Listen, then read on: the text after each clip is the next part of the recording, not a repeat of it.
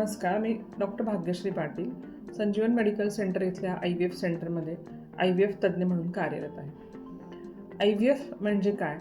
तर एखाद्या स्त्रीची अंडी जास्त प्रमाणात अंडी तयार करायची, ती अंडी भूल देऊन बाहेर काढायची, त्या अंड्यावरती पुरुष धातू सोडून त्यांना फलन करायचं आणि तयार झालेला गर्भ तो गर्भाशयात सोडायचा.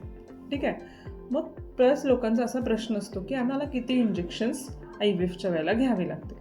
तर या ज्या 3 टप्प्यांमध्ये वेगवेगळ्या लेवलला इंजेक्शन्स घ्यावे लागतात. अंडी तयार करण्यासाठी 8 ते 14 दिवस तुम्हाला इंजेक्शन्स घ्यावे लागतात. साधारण दिवसाला 1 ते मॅक्सिमम 3 इंजेक्शन्सपर्यंत घ्यावे लागणार. त्यानंतर जेव्हा ही अंडी तयार होतात त्यानंतर त्यांच्या मॅच्युरेशन किंवा अंड्यांच्या फुटण्यासाठी सुद्धा तुम्हाला इंजेक्शन घ्यावं लागतं.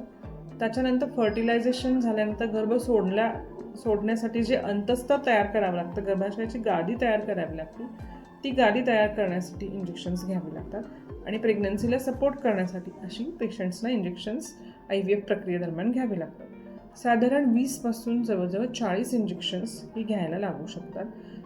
कधी 90पर्यंतसुद्धा इंजेक्शन्स घ्यावे लागतात. तरीसुद्धा तुमचं ओव्हेरियन रिझर्व, तुमचं वजन, तुमच्या प्रोटोकॉल याच्यानुसार इंजेक्शन्सचा नंबर कमी होऊ शकतो किंवा जास्त होऊ शकतो.